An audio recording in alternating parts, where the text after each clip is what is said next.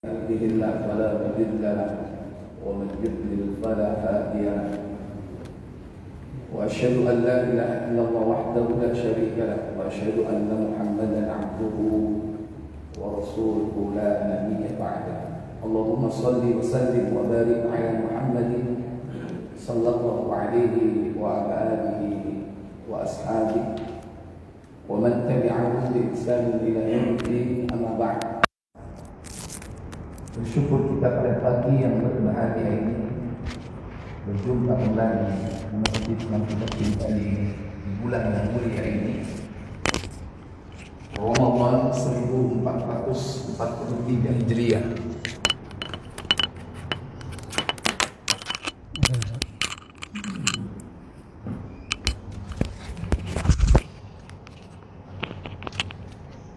Semoga Allah Jalla wa'ala memudahkan kita semua untuk mengisi Ramadan dengan siyam, dengan qiyam, dengan amal soleh,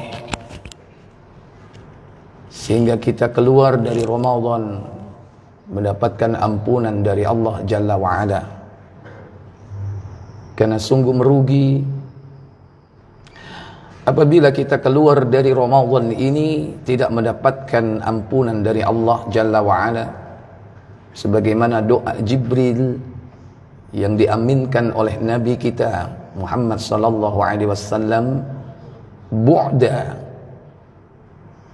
sungguh jauh, celaka, man adraka Ramadan lam yughfar lah,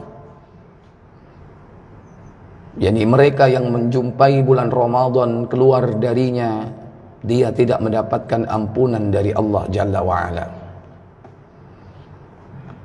Seluruh amaliyah yang kita kerjakan di bulan yang berkah ini semua adalah berujung kepada ampunan, mulai dari siyam, qiyam, demikian pula sedekah, bahkan iktikaf yang kita dianjurkan untuk selalu berdoa, Allahumma innaka afu tuhibbul afwa fa'fu anni, yang kita diperintah untuk mencari satu malam itu, dan ketika menjumpainya tidak ada kalimat yang diajarkan oleh Nabi sebagaimana diajarkan kepada istri beliau Aisyah radhiyallahu taala anha, melainkan kalimat, wahai Allah, sesungguhnya Engkau Maha Pemaaf, cinta akan kemaafan, maafkanlah aku.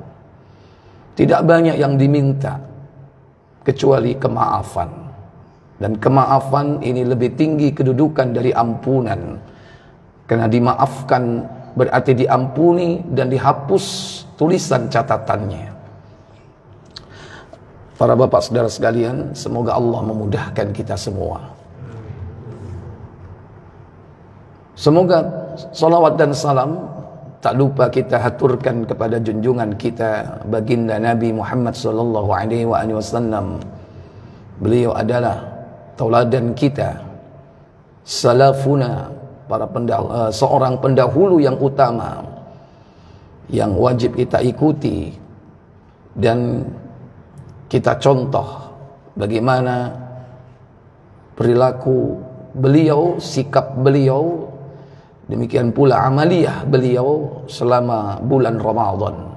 Tidak ada salaf yang terbaik yang wajib kita ikuti dalam mengisi Ramadan melainkan baginda Nabi sallallahu alaihi wasallam. Semoga salawat dan salam terlimpah pula kepada keluarga beliau, demikian pula keturunan beliau, para sahabatnya dan seluruh pengikutnya hingga tibanya hari kiamat kelak. Bapak Ibu, saudara-saudari sekalian yang dirahmati Allah Jalla wa'ala, kita sebagai manusia akhir zaman yang dibangkitkan oleh Allah sebagai umat terbaik, di antara kebaikan umat ini yakni selalu menjaga amaliyah dengan mencontoh yakni para salaful ummah. Para salaful ummah para pendahulu kita yang salih, mereka adalah para sahabat Nabi sallallahu alaihi wasallam yang diisyaratkan dalam banyak ayat Al-Quran, yaitu mereka adalah kaum muhajirin dan ansar, dan orang-orang yang mengikuti sesudahnya. Kata Allah dalam surah At-Taubah ayat 100, Allah katakan, "Was-sabiqunal awwalun minal muhajirin wal ansar walladzina ittaba'uuhum bi ihsan radhiyallahu anhum wa radu an." Orang-orang yang pertama kali masuk Islam dari kalangan sahabat muhajirin dan ansar, dan orang-orang yang mengikuti sesudahnya. Para ulama menjelaskan mereka yang mengikuti sesudahnya, yaitu mereka yang mengikuti jejak langkah para sahabat Nabi, yang tidak lain mereka adalah umat terbaik, murid-murid langsung Rasul sallallahu alaihi wasallam. Maka Nabi sallallahu alaihi wasallam pun memberikan rekom kepada kita agar kita mengikuti mereka. Bahkan generasi terbaik umat ini sampai 3 generasi. Beliau mengatakan dalam hadis Tirmizi dan Abu Dawud, "Khairukum qarni," sebaik-baik kalian yaitu yang hidup pada zamanku, pada zaman Rasul masih hidup. "Tsumma alladhina yalunahum," kemudian zaman yang mengikuti sesudahnya. "Tsumma alladhina yalunahum," kemudian zaman yang mengikuti sesudah itu. Jadi ada 3 generasi yang kemudian para ulama mengistilahkan sahabat, tabi'in, tabi'ut tabi'in. Ini adalah generasi salafus salih, di mana mereka adalah orang-orang yang patut dijadikan contoh dalam segala sepak terjangnya, termasuk dalam urusan yakni agama ini. Bagaimana mereka berusaha untuk mengikuti para sahabat Nabi yang tidak lain orang-orang yang sangat berambisi untuk mensuri toladani Rasul sallallahu alaihi wasallam, di mana sahabat ini mendapatkan gelar langsung dari Allah, radhiyallahu anhum wa radu an. Allah meridhoinya, Allah meridhoi mereka dan mereka ridho kepada Allah. Tidak ada satu generasi yang distempel oleh Allah sebagai generasi yang mendapatkan ridho kecuali generasi para sahabat. Maka siapapun yang mengikuti mereka, berusaha untuk seperti mereka, harapannya adalah bisa mendapatkan keridhaan Allah tabaraka wa ta'ala. Dan ini berlaku sampai akhir zaman, terutama generasi khalaf. Maka wajib mengikuti yakni para generasi salaf dalam segala hal, dalam urusan agama dan juga yang lainnya. Khususnya di bulan Ramadan, bulan yang berkah, bulan yang sudah Allah tetapkan jauh sebelum Allah menciptakan langit dan bumi. Bulan yang Allah pilih sebagai bulan yang di dalamnya banyak ziyadatul khair, yakni tambahan kebaikan, limpahan-limpahan kebaikan. Maka para ulama salaf mereka mempersiapkan diri untuk berjumpa dengan bulan ini. Dalam kitab Lataiful Ma'arif kayak Ibnu Rajab, mereka para salaf berdaya upaya, berusaha untuk memanfaatkan momentum Ramadan itu dengan sebaik-baiknya, sehingga tidaklah hari yang mereka lalui mereka berusaha berdoa untuk berjumpa dengan bulan ini. Diterangkan dalam kitab itu, yad'unallaha sittata ashhurin, mereka berdoa kepada Allah selama 6 bulan. ayyuballigha Ramadan, agar dia berjumpa dengan Ramadan. 6 bulan berdoa kepada Allah supaya berjumpa dengan Ramadan.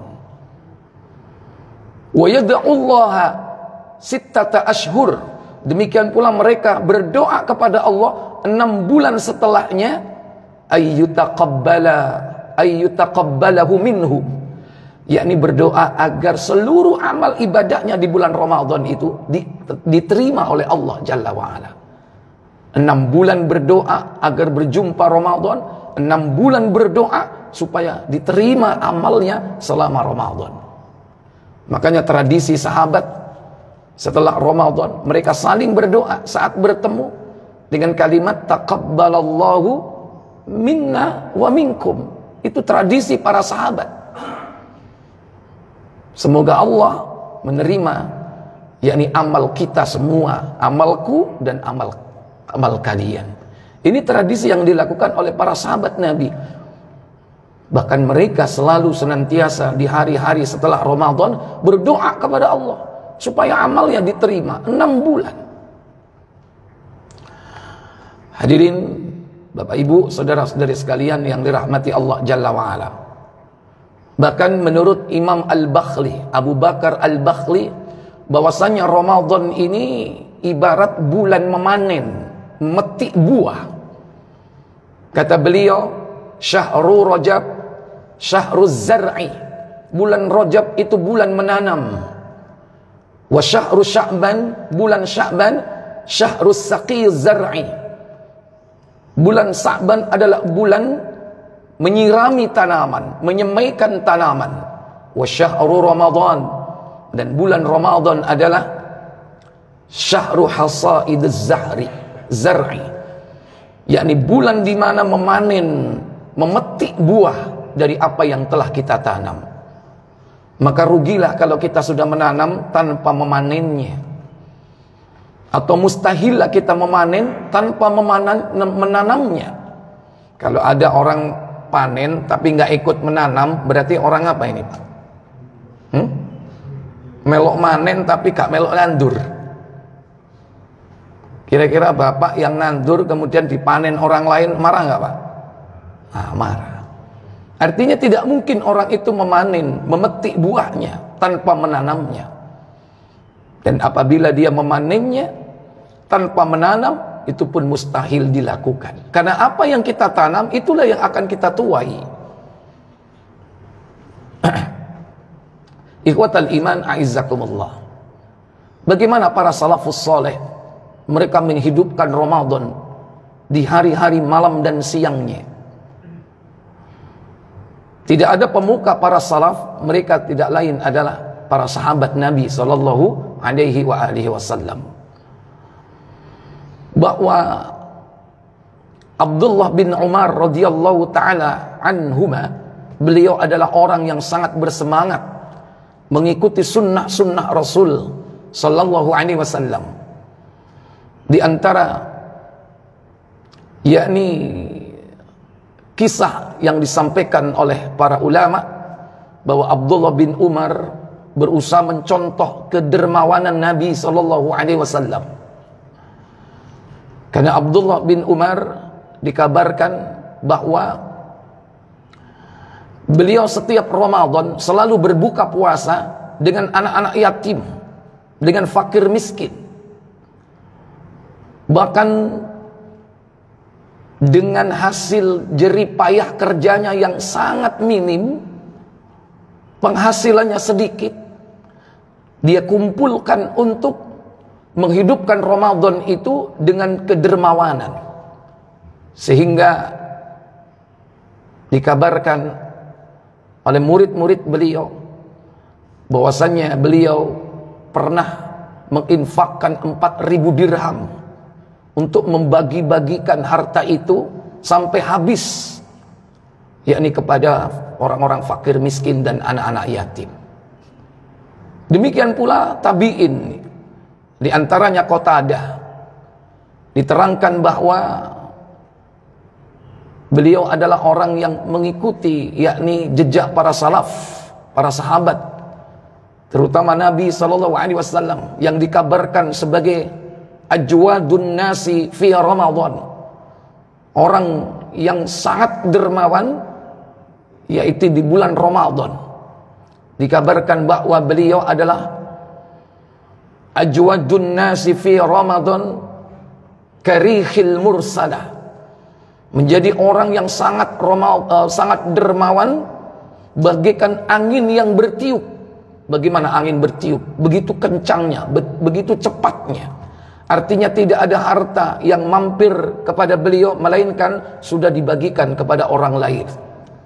Terutama ketika datang Jibril, yakni pada bulan Ramadan, saling memperdengarkan bacaan-bacaan Al-Quran mereka, bacaan Al-Quran di antara keduanya, yang kemudian menjadi tradisi tadarus Al-Quran. Bahkan di tahun beliau wafat, tahun ke-10 Hijriah, Jibril datang 2 kali berjumpa dengan Nabi, saling memperdengarkan bacaan Al-Quran yang kemudian diikuti yakni oleh Qatadah, bagaimana semangat beliau untuk menghatamkan Al-Quran. Kalau di hari-hari biasa dihatamkan Al-Quran itu dalam sepekan, yaitu dalam 7 hari. Dan ketika masuk bulan Ramadan, beliau sangat bersemangat. Bahkan beliau menghatamkan Al-Quran itu dalam jangka waktu 3 hari. Ini yang dilakukan oleh Qatadah. Lebih-lebih pada 10 hari terakhir, yakni di bulan Ramadan. Ikhwatal iman, a'azzani Allah wa iyyakum. Dan banyak lagi kisah-kisah para salafus saleh, bagaimana mereka menghidupkan bulan Ramadan dengan amaliyah, ibadah. Kemudian qiyamul Ramadan. Sekalipun di zaman Nabi, beliau sallallahu alaihi wasallam tidak pernah salat yakni qiyamul Ramadan. Bahkan di luar Ramadan pun lebih dari 11 rakaat. Itulah amaliyah Nabi dalam mengerjakan salat malam, yakni sebanyak 11 rakaat. Akan tetapi bagaimana para khalifah Rasulullah SAW, khususnya di zaman Umar ibn al-Khattab, beliau menghidupkan malamnya dengan memperbanyak bilangan yakni salat atau qiyamul Ramadan, yang itu didasarkan atas ucapan Nabi SAW, salatul lail mathna mathna. Salat malam itu 2 rakaat, 2 rakaat. Apabila kalian takut menjelang subuh, maka tutuplah dengan 1 rakaat witir. Dari hadis inilah maka para ulama salafus soleh memahami bahwa tidak ada batas seberapa banyak orang itu melaksanakan qiyamul lail. Tapi sifat yang paling utama dalam hadis tersebut bahwa qiyamul lail, qiyamul Ramadan atau salat tarawih lebih utama dikerjakan yakni dengan bilangan 2 rakaat, 2 rakaat. Bahkan termasuk witirnya, sekalipun ada witir 3 rakaat, ada witir 5 rakaat, maka kembali kepada apa yang diucapkan Nabi, lebih afdal dan utama, yaitu dilakukan dengan cara 2 rakaat, 2 rakaat. Dan dari hadis itu pula para ulama salaf memahami bahwa tidak ada batas berapa bilangan maksimal. Tentu kita beribadah, fattaqullaha mastata'tum, yakni sesuai dengan kemampuan kita. Maka dari situlah ijtihad Khalifah Umar ibn al-Khattab, yakni melaksanakan qiyamul Ramadan sebanyak 23 rakaat pada zaman itu, dan terus berlanjut sampai zaman sekarang, yaitu di negeri suci Mekah dan Madinah. Bahkan kalau kita pernah atau sempat mengikuti qiyamul Ramadan di 10 hari terakhir di Masjidil Haram atau Masjidun Nabawi, bahwasanya bilangan solatnya yakni lebih dari 23. Biasanya di awal malam dilakukan solat 2 rakaat sebanyak 10 kali dengan 2 imam. Kemudian setelah itu ada jeda 1 jam kurang lebih, kemudian dilanjutkan dengan solat malam yakni sebanyak 2 rakaat sebanyak 5 kali, 2 rakaat 5 kali, ditambah dengan witir 3 rakaat, Kalau pada awal malamnya itu tidak ada witir, cuman berhenti begitu saja, tidak lain jeda untuk dilanjutkan kembali, yaitu pada lewat pertengahan malamnya. Maka kalau kita total semuanya, yaitu sebanyak 22 kali 10, karena 2 kali 5 itu imam yang berbeda, artinya ada 2 imam bergantian.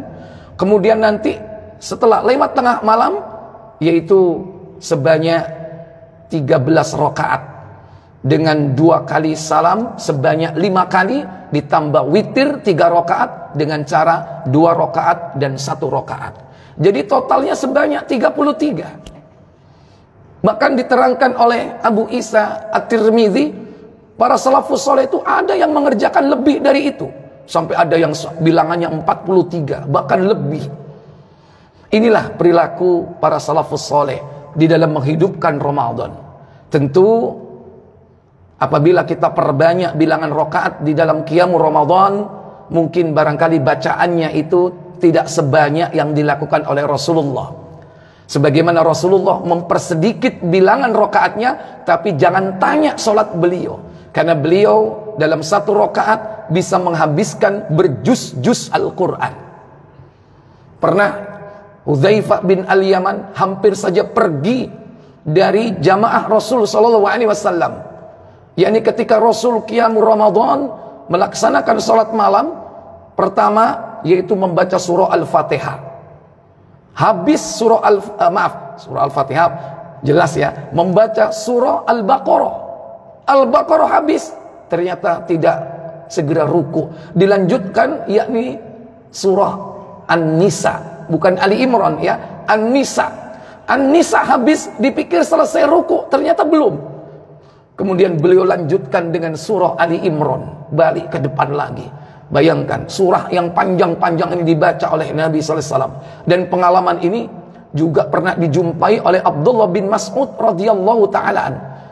Hampir saja kata Hudzaifah bin Yaman, aku melakukan perbuatan niat buruk, yaitu pergi dari Rasulullah sallallahu alaihi wasallam. Inilah salat Nabi sallallahu alaihi wasallam, disifati dengan bacaan Al-Qur'an yang panjang. Nah, kita ini kadang-kadang panjang dikit aja udah mengeluh ya. Jangankan 1 juz, 2 lembar aja kalau imam baca sudah pusing ya. Padahal Nabi SAW seperti itu solat malamnya, terutama tadi ya, solat subuh. Solat subuh itu Nabi SAW, beliau senantiasa mendawamkan bacaan surah As-Sajadah dan melakukan sujud tilawah. Nah, tapi kalau nggak biasa, kadang-kadang cik suwe nih rek ya, kak mari-mari ini. Padahal ini merupakan tuntunan sunnah dari Nabi Sallallahu Alaihi Wasallam. Tapi memang perlu dibiasakan supaya dengan jam terbang yang tinggi itu kita bisa menikmati salat kita.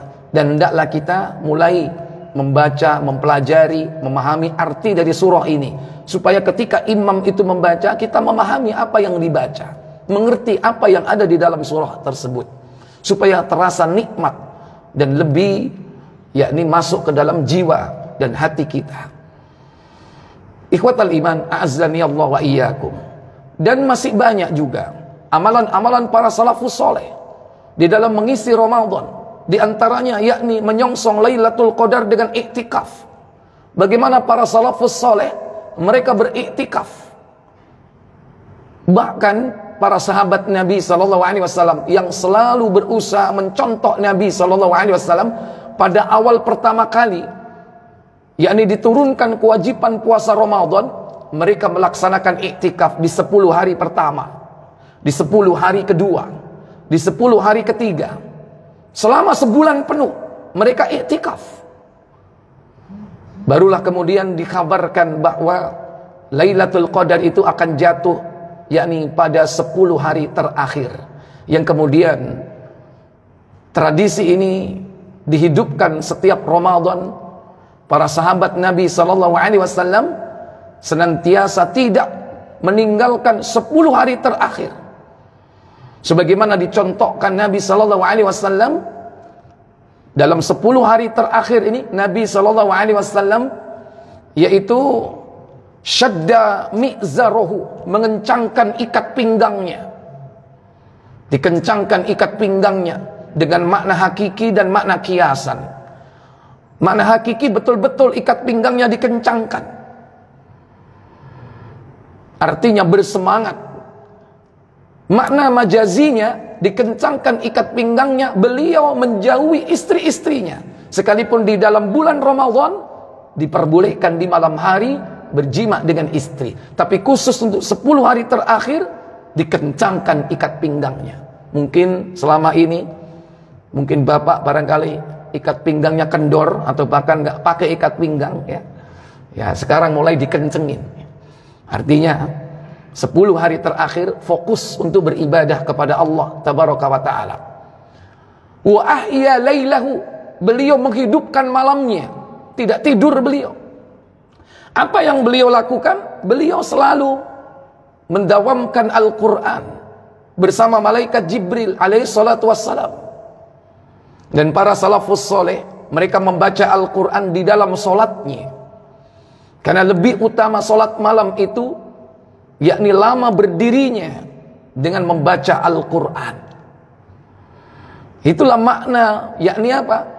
Wa ahya lailahu. Akan tetapi apabila kita belum mampu, bolehlah menghidupkan malam itu bukan hanya dengan solat atau membaca Al-Quran dalam solat malam kita, bisa dilakukan dengan cara apapun, bahkan dengan duduk maupun berbaring pun, asal tidak tidur, yakni laksanakan, yakni amaliyah, yakni berinteraksi dengan Al-Quran itu sesuai dengan kemampuan kita.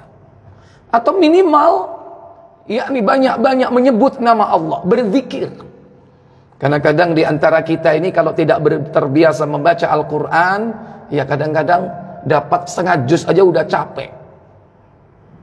Maka isi semua itu dengan zikrullah, yaitu berzikir kepada Allah tabaraka wa ta'ala. Atau bisa dilakukan dengan al-amru bil ma'ruf wan nahyu 'anil munkar, mengajak berbuat yang baik, mencegah berbuat yang munkar. Yang semua itu dilakukan yakni pada saat iktikaf di masjid. Karena Nabi menganjurkan di 10 hari terakhir, dan beliau mencontohkan di 10 hari terakhir beliau melakukan iktikaf. Dikabarkan oleh Aisyah, kana Nabi sallallahu alaihi wasallam ya'takifu fi ashril awakhir min Ramadan. Adalah beliau selalu melaksanakan iktikaf di 10 hari terakhir di bulan Ramadan. Beliau mengencangkan ikat pinggangnya, menghidupkan malamnya, wa aiqadha ahlahu, bahkan beliau bangunkan keluarganya. Maka di awal permulaan perintah, yakni ibadah Ramadan, perintah puasa, istri-istri beliau pun ikut iktikaf. Cuman pada saat itu, para bapak, para ibu, saudara sekalian yang dirahmati Allah Jalla wa'ala, mereka membangun kemah-kemah di Masjid Nabawi. Asalnya Aisyah dibangunkan sebuah kemah, istrinya yang lain Hafsah minta dibangunkan kemah juga. Demikian pula istri yang lain, sehingga terjadi banyak kemah-kemah di masjid. Begitu subuh hari, Nabi SAW keluar dari tempat iktikafnya, ternyata dilihat banyak kemah-kemah berdiri di dalam Masjid Nabawi. Kemudian Nabi tidak setuju. Apa-apaan ini? Bongkar semuanya. Semuanya dibongkar. Hanya satu malam itu terjadi. Kalau seandainya tidak dibongkar, niscaya banyak kemah-kemah di masjid. Nanti bukan jadi tempat sholat, akhirnya jadi jamburi. Ya, karena banyak kemah-kemah. Ini terjadi di awal permulaan, yakni perintah iktikaf. Ikhwatal iman, a'azzani Allah wa iyyakum.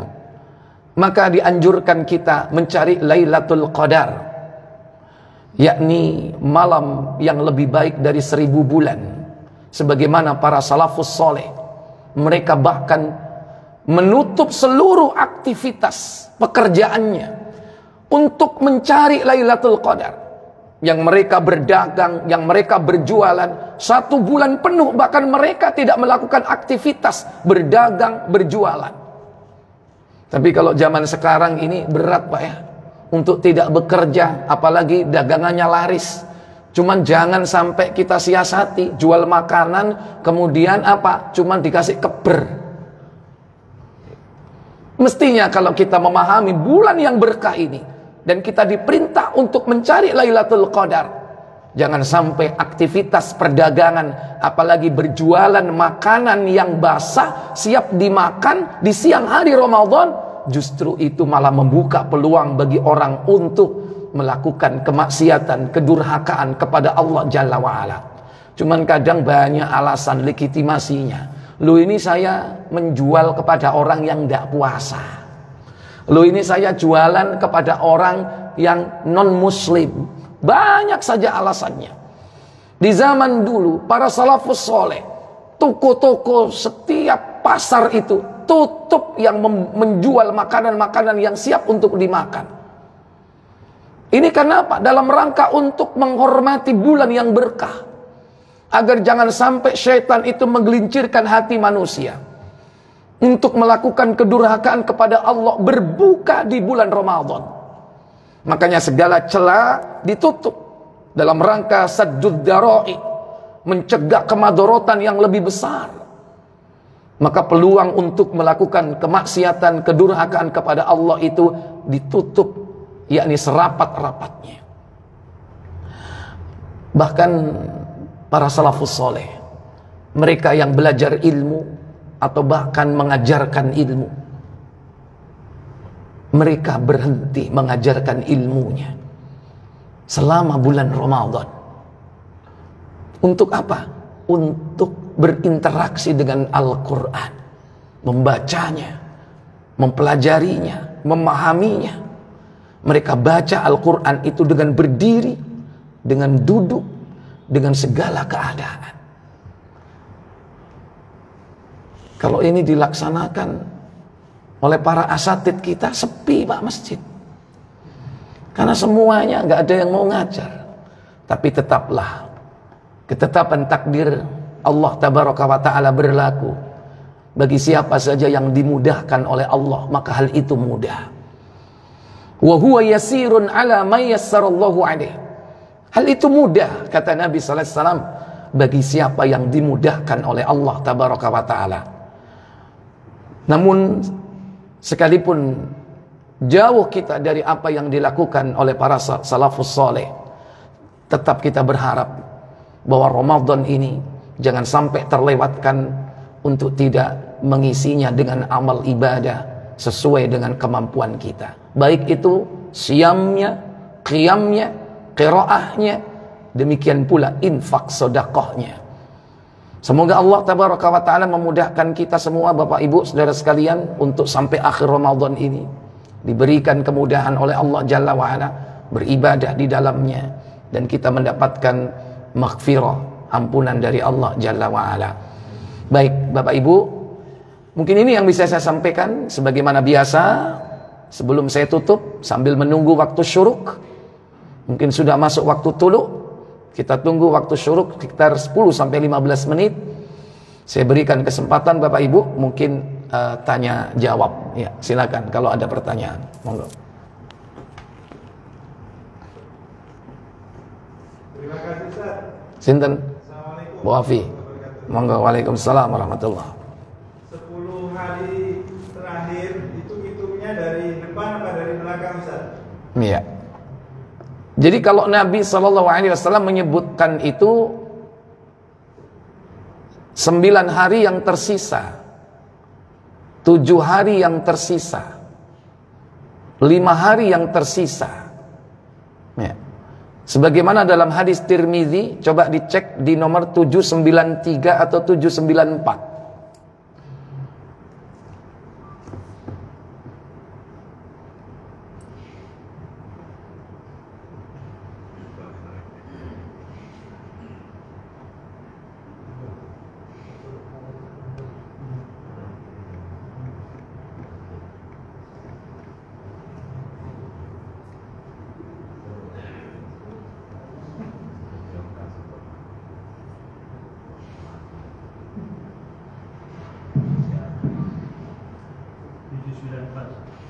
Tujuh berapa?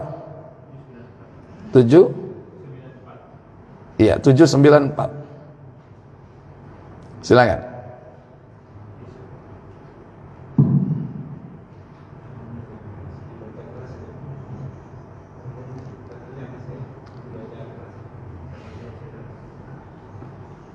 Humaid bin Mas'ada menceritakan kepada kami, Yazid bin Zuraik memberitahukan kepada kami, Uyainah bin Abdurrahman memberitahukan kepada kami, ia berkata, apa katanya? ayahku berkata kepadaku, masalah Lailatul Qadar disebut-sebut di hadapan Abu Bakar. Kemudian ia berkata, apa katanya?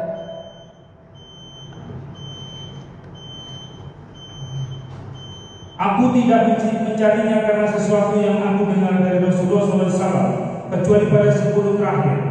Karena aku mendengar beliau bersabda, carilah Lailatul Qadar pada 9 malam yang masih tersisa. Iltamisuha, carilah Lailatul Qadar itu fi tis'in yabqain. Carilah di 9 malam yang tersisa.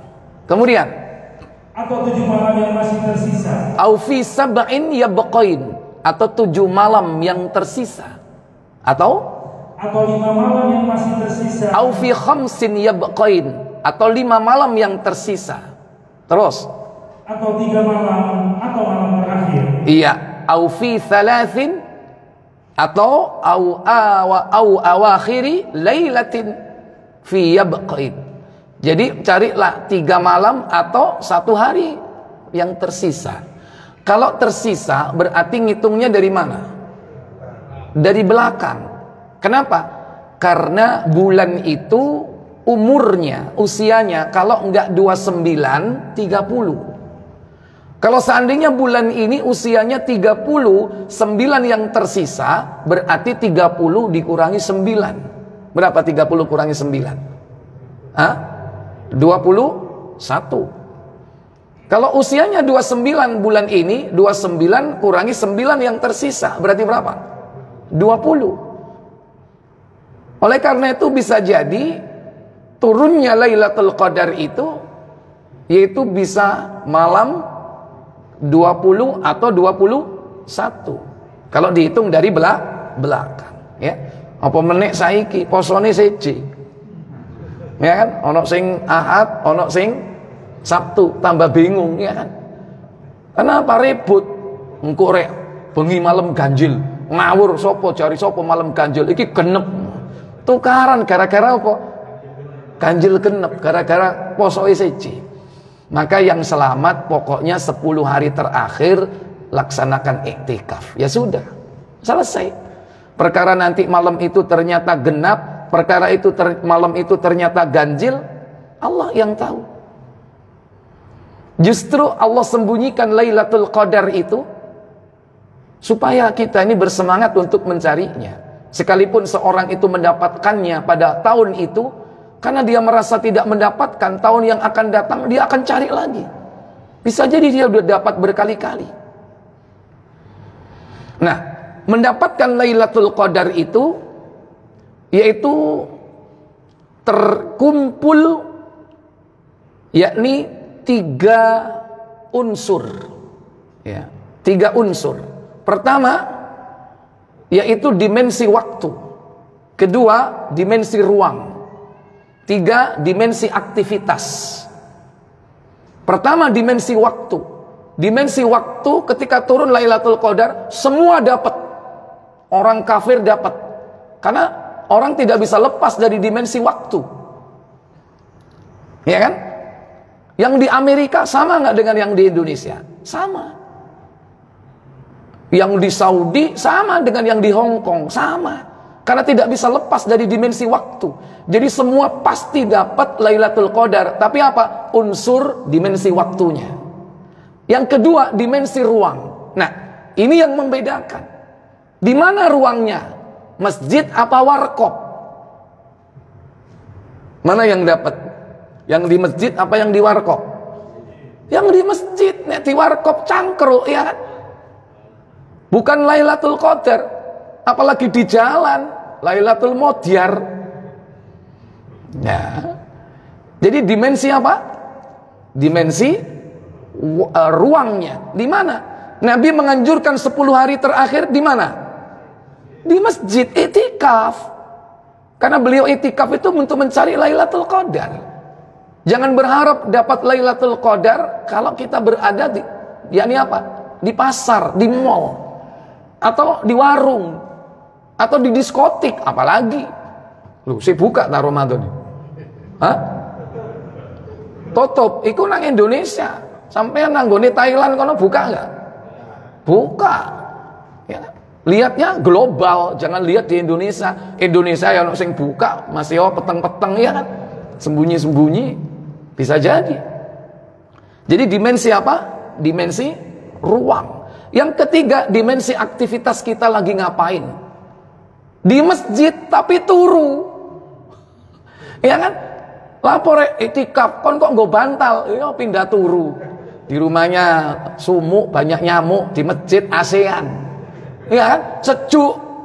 Begitu datang langsung ya noto mapan turu. Kira-kira dapat nggak Lailatul Qadar? Nggak dapat, karena dia nggak beraktivitas. Karena yang dinilai aktivitasnya adalah ibadah. Sehingga ketika dia beribadah pada saat Lailatul Qadar turun, akan dilipat gandakan seperti ibadah 1000 bulan. Loh, Ustaz nek turu, apa gak turu 1000 bulan? Ka ono dalane, ka ono dalile, ya kan? Yang dilipat gandakan itu ibadahnya, salatnya, baca Qur'annya, zikirnya, amar ma'ruf nahi mungkarnya, ya, nasihat-nasihat baiknya dari para salaful ummah, dari para yakni para ulama, dengan mutola'ah kitab-kitab dan karya-karya mereka.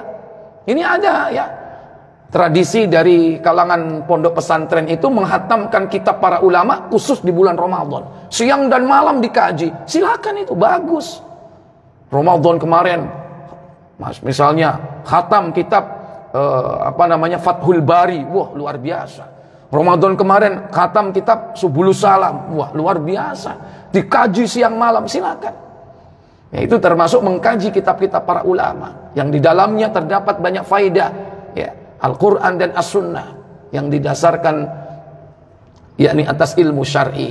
Qala Allah wa qala Rasulullah wa qala sahabah radhiyallahu ta'ala anhum.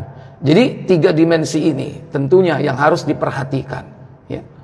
Dan silakan gak usah ribut, yang penting kita iktikaf di 10 hari terakhir, ya. Termasuk juga jangan ribut ngitungnya dari belakang, ya, karena kita nggak tahu belakangnya ini 30 apa 9 juga kita nggak tahu. Tahunya nanti setelah terakhir. Loh, ternyata cuma 29 hari. Gara-gara kemarin mungkin Sa'bannya usianya 30. Loh, ternyata kok 30 hari. Gara-gara apa? Kemarin Sa'bannya ternyata usianya 29. Karena selalu dipergulirkan, habis 29, 30, 29 begitu. Wallahu a'lam. Baik. Yang lain? Silakan.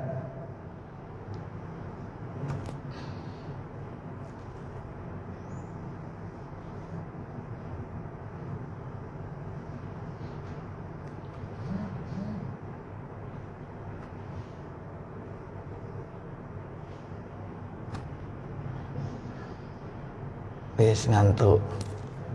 Baik. Justifikasi dari Ustaz. Apa itu? Kesimpulan atau Oh.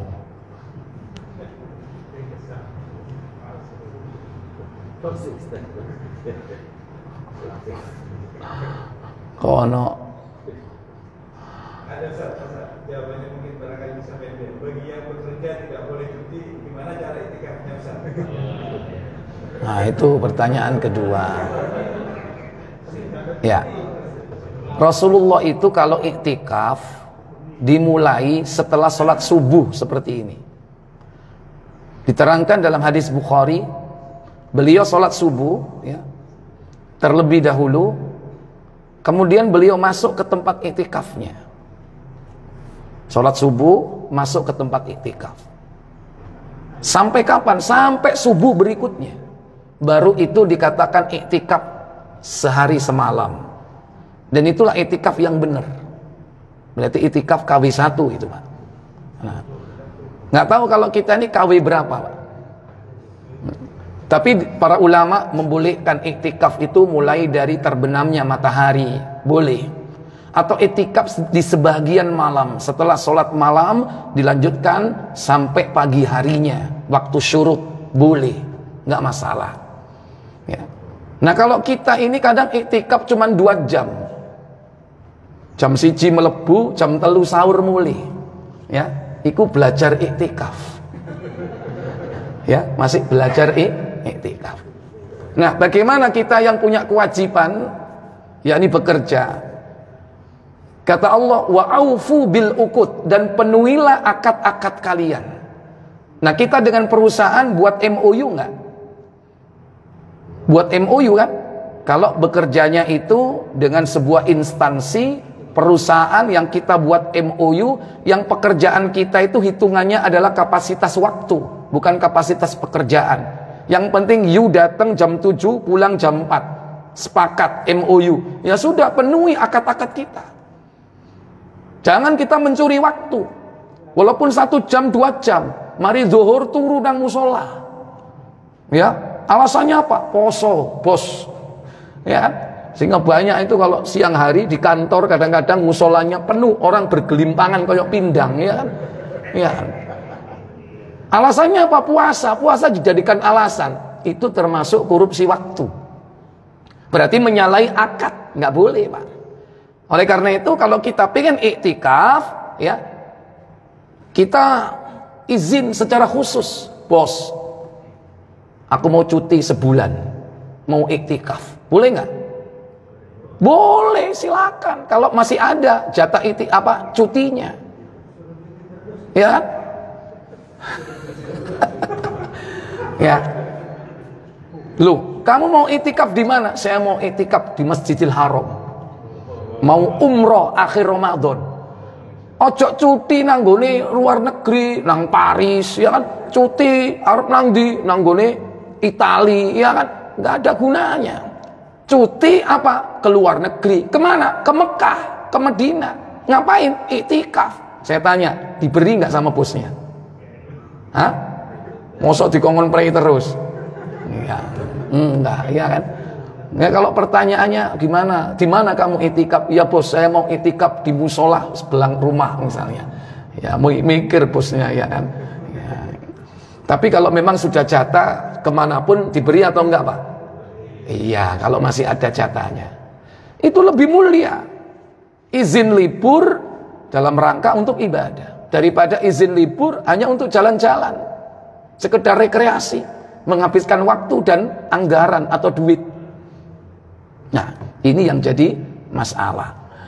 Jadi sesuaikan dengan yakni kondisi kita masing-masing, apa profesi kita, apa pekerjaan kita. Kalau kita jadi bos bagi kita diri sendiri, nah itu bisa nggak mengatur waktu sendiri?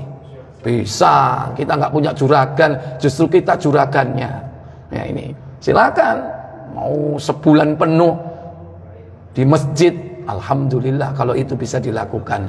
Wallahu a'lam. Tapi kalau tidak mampu, kewajiban wajib dilaksanakan daripada sekedar menghidupkan sunnah. Kenapa? Memenuhi akad hukumnya wajib dan melaksanakan iktikaf hukumnya sunnah. Sama seperti istri. Istri itu punya kewajiban kepada suaminya. Sementara iktikaf hukumnya sunnah. Lebih bagus mana bagi istri? Melayani suami atau iktikaf di masjid? Halo?